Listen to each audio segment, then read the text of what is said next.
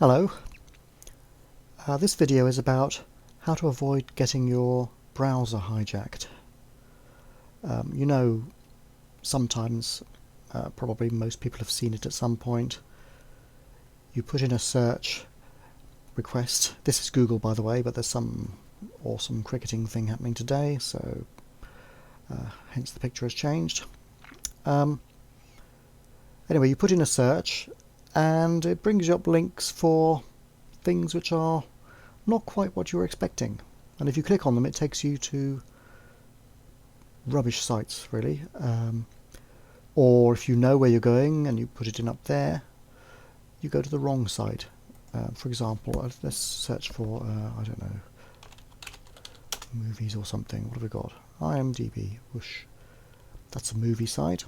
I click on it and it takes me to the correct site.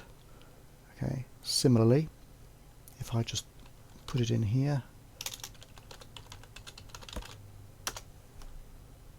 it takes me to the correct site. This is IMDb.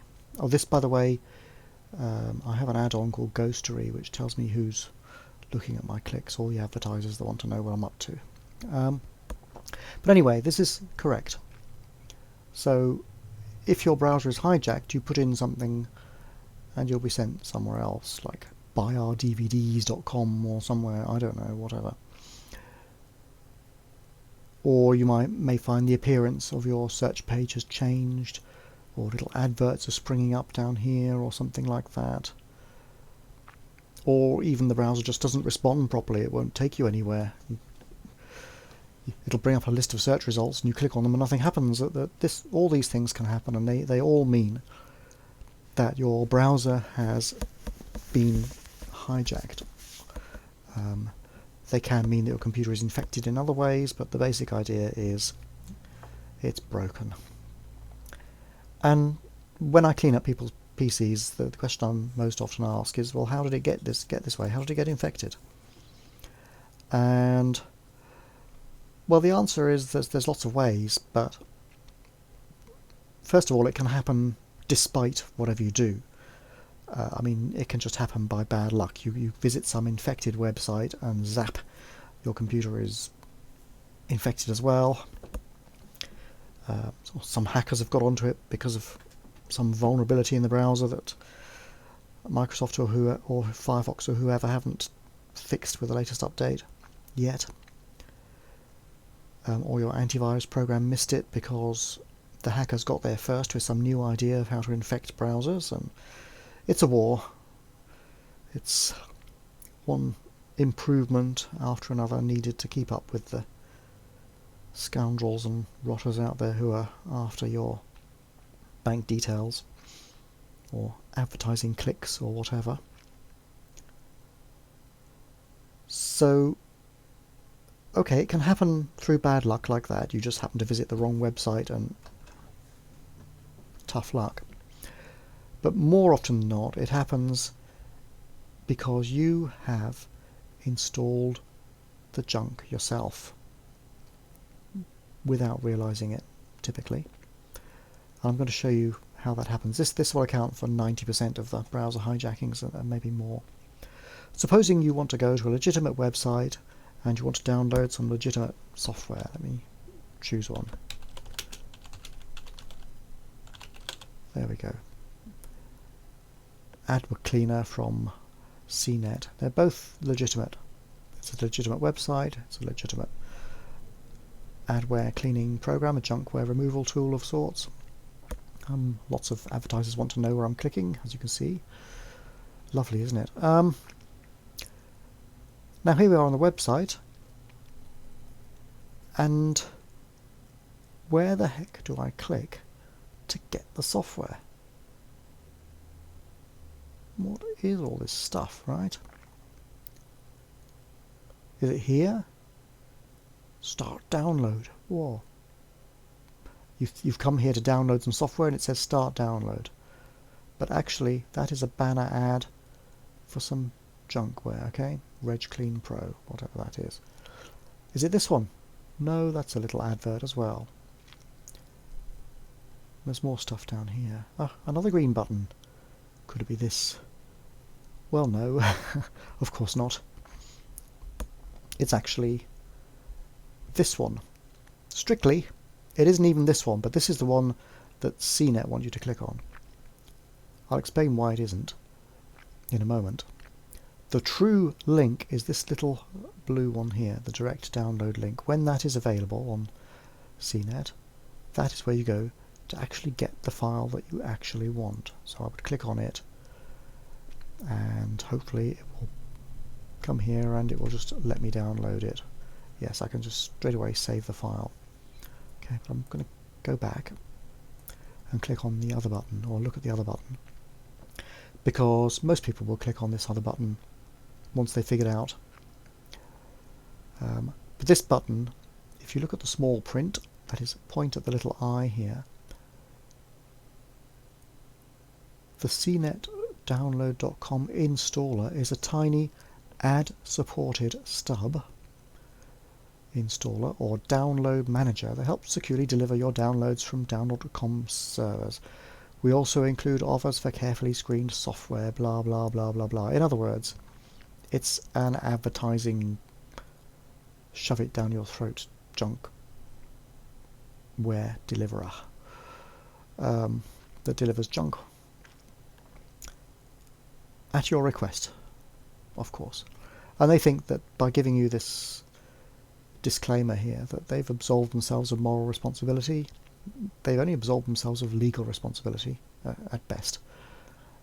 Moral responsibility, they haven't. It's not good. They shouldn't allow buttons like this which look like the correct button. The correct button should be a correct button, but well, it's up to you which sites you use to download. I still use CNET because I know what stupid tricks they use. But you do have to be careful. So let's click on the button they want me to click on. This is what most people will do if they don't get these. And we'll see what happens. Incidentally, if you do click on the wrong button, you will end up installing the wrong program, obviously. And probably it too will come with some other junk items that you will also accidentally download and install. And it will probably start up with Windows and slow your machine down. It may well affect the browser, or it may damage the registry. It looks like a registry cleaner of some sort. Maybe it's a legitimate program, I don't know. It may not be. It may just contact all its friends and say, hey, a mug lives here, send me all your adverts. This is how this sort of thing works, basically. Let's click on the green button that we're supposed to click on. You should click on that one, but most people will click on this. Let's save the file. Open the containing folder. Here we go. Let's run it.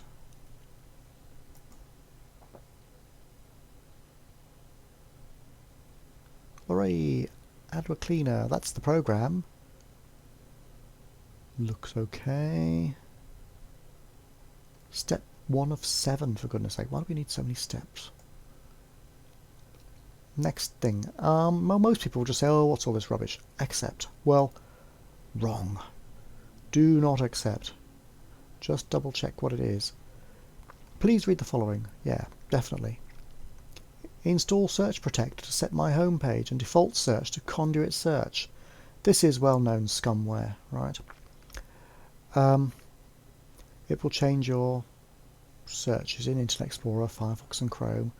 It'll block other software from changing the home page, which will be set to conduit search. What you're actually supposed to do is click on this grayed out button, or button that looks like it's grayed out. So you think you're not supposed to click on it or it doesn't work, and you click accept. Well, wrong. You must click on this button. Now this is absolutely despicable, and a legitimate company really would not permit this sort of thing. CNET are, yes, they're a company, but this behaviour is an absolute disgrace. They really should know better. I'm sure they do, but they don't care. They just want your money, or the money from these people. and stuff you, right? So decline the offer.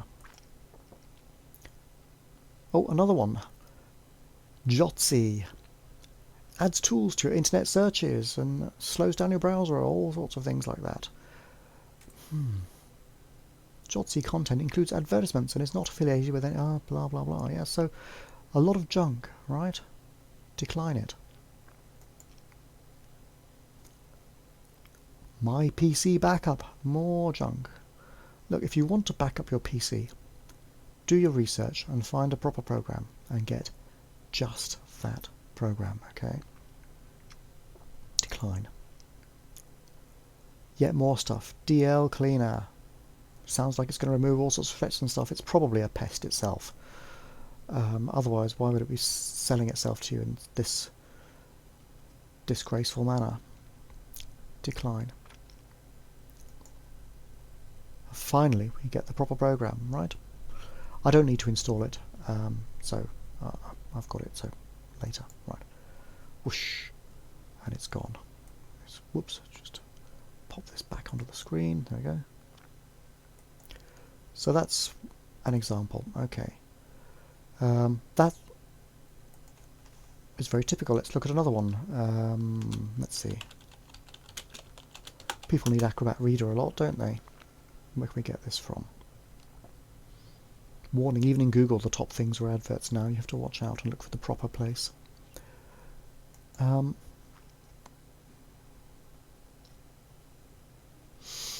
here we are.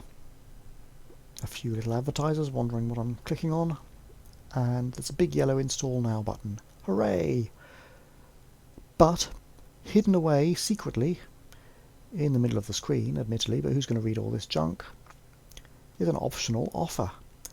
McAfee Security Scan Plus.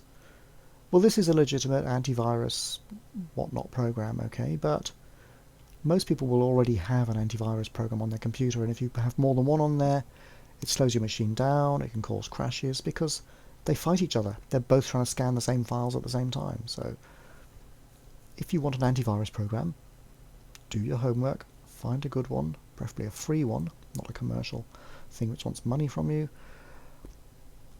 and install just that. So untick the box, then install Acrobat Reader. Okay. This sort of thing happens with so many programs. Let's think of another one. Java, yes. We're probably all used in the PC world to Java popping up down at the bottom here saying, oh, updates are ready for your computer, oh, you need more updates. You've got to do that to stop all the hackers, I'm afraid, but it's a bit of a nuisance, especially in a corporate setting where most of the users don't have the rights to install it anyway. So let's get the free Java download, shall we? Don't read all the junk, because it's complete nonsense, of course. Legal disclaimers. It really is infantile. Anyway, save the file, okay? Let's go here. Let's get it. Let's run it. Whoosh. Looks alright, doesn't it? I think it is. Install. Now it's fetching the real file, because that was just a little quick thing to get you started.